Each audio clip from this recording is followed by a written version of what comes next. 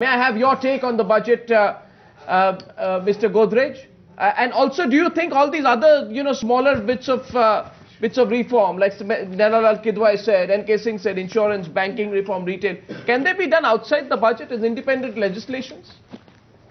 Very balanced and growth-oriented budget. There were several points during both his speech, in part one and in part two. I think the decision to introduce the constitutional amendment to put the GST through, I think, is a major one. It's very heartening to see that they're going to do that. I think the fact that they decided not to increase excise duty also indicates that GST is coming soon, so that they don't increase the rates now and then have to reduce it when GST is introduced.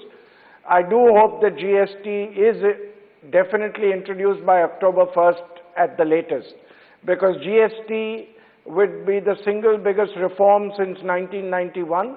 It will help us contain inflation, contain fiscal deficit, and will add 1.5 to 2 percentage points, other things being equal to the GDP growth rate.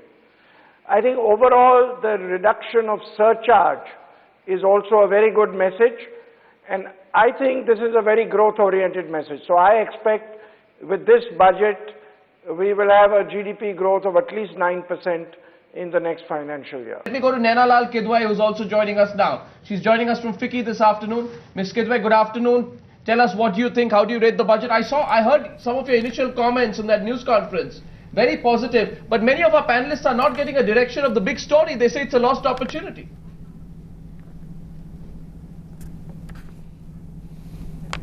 And therefore a relief rally in the stock markets reflecting that. And the relief is that taxes have not gone up.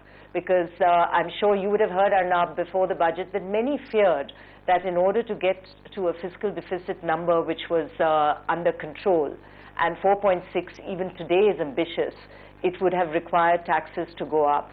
And I think what has happened is a very firm statement by the finance minister that the growth agenda is important, that fiscal deficit management is also important, but the direction that's been set with the direct tax code and with the GST is where we are directionally going.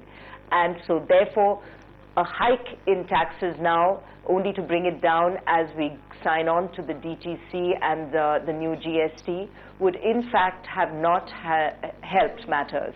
So the direction has been set by his firm commitment to take these new tax bills forward, and the steps along the way are really ones which are not in any way disruptive.